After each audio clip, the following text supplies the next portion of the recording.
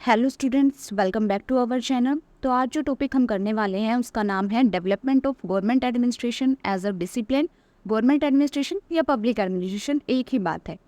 सरकारी प्रशासन या लोक प्रशासन का एक विषय के रूप में विकास।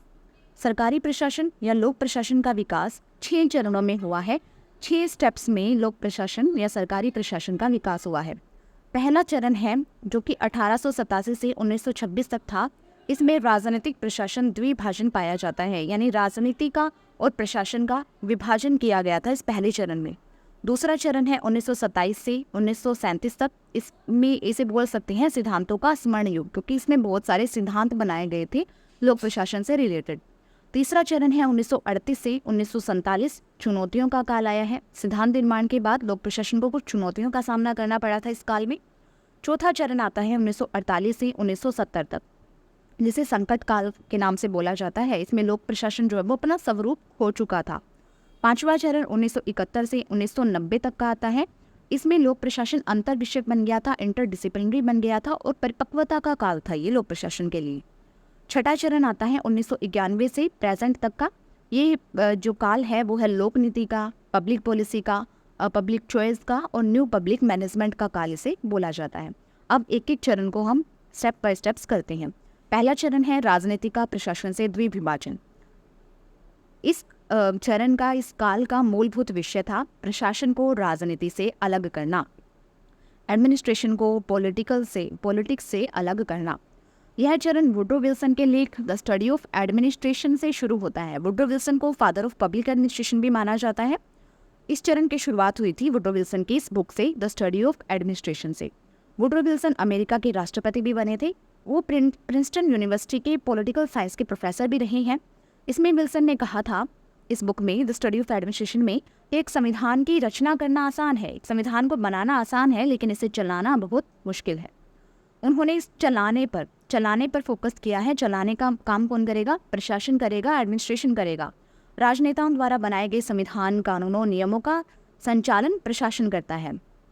ये जो राजनेता हैं, कानून बनाते हैं, संविधान बनाते हैं, नियम बनाते हैं, ये सारा काम राजनीति का है। जबकि इन कानूनों को, नियमों को लागू करना, ये काम किसका है? प्रशासन का है। इसलिए प्रशासन को राजनीति से अलग किया जाना चाहिए। उसके बाद आते हैं फ्रैंक जे गुडनाउ। फ्रैंक जे गुडनाउ ने इस धारा को और आगे बढ़ाया और 1990 में अपनी एक बुक पब्लिश की, पॉलिटिक्स एंड एडमिनिस्ट्रेशन। इसमें भी इन्होंने राजनीति को प्रशासन से अलग अलग विषय माना है इन दोनों को। गुडनाउ के अनुसार राजनीति का अर्थ होता है राज्य की इच्छा का प्रतिनिधित्व करना और प्रशासन का अर्थ होता है इच्छा या फिर नीतियों को लागू करना। सेम वही बात जो वुड्रो विल्सन ने कही थी, यानी जो राजनेता है वो राज्य की इच्छा का प्रतिनिधित्व करेंगी और जो प्रशासन है वो इन इच्छा या फिर नीतियों को लागू करेगी।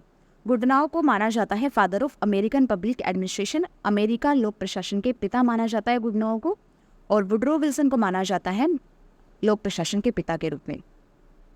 उसके बाद लोक प्रशासन की पहली टेक्स्ट बुक, पहली पाठ्य पुस्तक, जिसका नाम है introduction to the study of public administration, जो कि 1926 में एल.डी. वाइट ने लिखी थी। इस बुक को माना जाता है पब्लिक एडमिनिस्ट्रेशन की पहली टेक्स्ट बुक।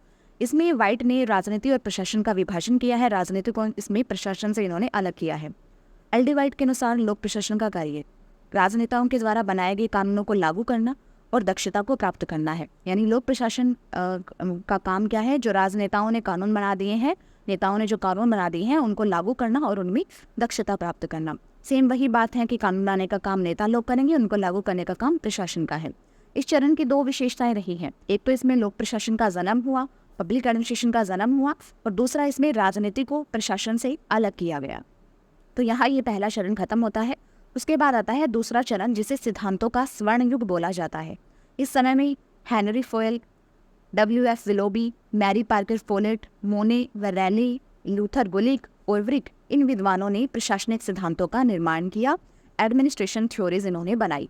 यह चरण शुरू होता है W.F. विलोबी की book principles of public administration के प्रकाशन से, जो कि 1927 में प्रकाशित हुई थी। विलोबी ने इस बुक में कहा है कि प्रशासन के बहुत सारे सिद्धांत हैं जिनको क्रियान्वित करने से लोक प्रशासन में सुधार हो सकता है। यानी एडमिनिस्ट्रेशन की बहुत सारी थ्योरी आ चुकी है। अगर इन थ्योरीज को लागू कर दें तो पब्लिक एडमिनिस्ट्रेशन में रिफॉर्म हो सकता है, सुधार हो सकता है। इस चरण में पब्लिक एडमिनिस्ट्रेशन को साइंस माना गया था, लोक प्रशासन को एक विज्ञान माना गया था। हेनरी फोयल की रचना है जनरल एंड इंडस्ट्रियल मैनेजमेंट, जो कि उन्होंने 1929 में लिखी थी। मैरी पार्कर फोलेट की रचना है क्रिएटिव एक्सपीरियंस, 1930 में लिखी थी। मोने व रैली की द प्रिंसिपल ऑफ ऑर्गेनाइजेशन, जो कि 1931 में लिखी थी। लूथर गुलिक और उर्विक, इन दोनों ने एक पेपर पब्लिश किया था, papers on the science of administration, 1937 में। इस पेपर के साथ ही चरण अपनी प्रकाष्ठा पर पहुंचा। लूथर गुलिक उर्विक इन्होंने पोकोक सिद्धांतों का निर्माण किया था, जो हम पहले पढ़ चुके हैं, हेनरी फोइल का पोकोक और लूथर गुलिक का पोस्टकोक। इन थ्योरीज का निर्माण हुआ इस दूसरे चरण में, इसलिए दूसरे चरण को बोला जाता है सिद्धांतों का स्मरणकाल। तीसरा आता है चुनौतियों का काल।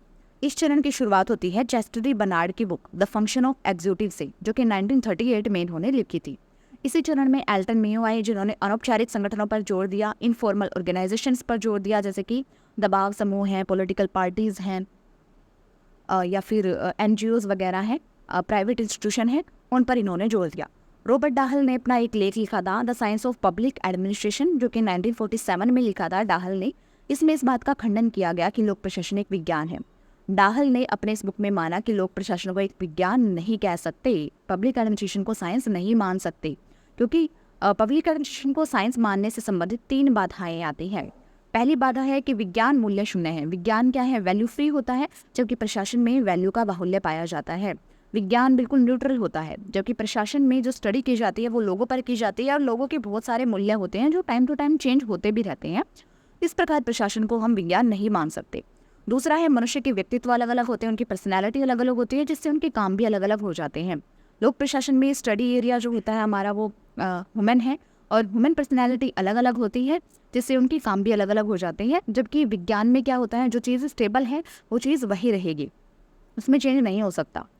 तीसरा है प्रशासन सामाजिक ढांचे में काम करता है, सोशल स्ट्रक्चर में काम करता है, जो कि सभी जगह समान नहीं होते। यानी एग्जाम्पल ले सकते हैं, भारत का सोशल स्ट्रक्चर और अमेरिका का सोशल स्ट्रक्चर बहुत अलग है। यदि थ्योरी अगर हमारे भारत में वो थ्योरी सही रूप से काम कर रही है, तो ज़रूरी नहीं कि वो अमेरिका में भी काम करेगी, या फिर अमेरिका में काम करेगी तो ज़रूरी नहीं वो भारत में भी काम करेगी। जबकि विज्ञान में क्या होता है, जो एक्सपेरिमेंट हमने यहाँ किया है, सेम एक्सपेरिमेंट अगर हम अमेरिका में करेंगे तो दोनों जगह हमें सेम रिजल्ट मिलेंगे, लेकिन प्रशासन में ऐसा नहीं है। तो ये 3 बाधाएं हैं जिसे लोक प्रशासन को प्रशासन नहीं मान सकते, रॉबर्ट डाहल के अकॉर्डिंग। डाहल के अनुसार जब तक लोक प्रशासन का अध्ययन तुलनात्मक नहीं होगा, जब तक लोक प्रशासन में कंपैरिजन नहीं किया जाएगा, तब तक लोक प्रशासन के विज्ञान के दावे खोखले प्रतीत होते रहेंगे। उसके बाद हर्बर्ट साइमन की book I the proverbs of administration, प्रशासन की कहावतें, जो कि 1946 में इन्होंने लिखी थी। साइमन ने प्रशासन के सिद्धांतों को कहावतें कहकर उनकी आलोचना की है, और थ्योरी अप्रोच की जगह उन्होंने डिसीजन मेकिंग अप्रोच पर ध्यान दिया है। उनका कहना है कि थ्योरी बनाने की जगह निर्णय निर्माण सिद्धांत पर जोर दिया जाए, निर्णय लेने पर जोर दिया जाए।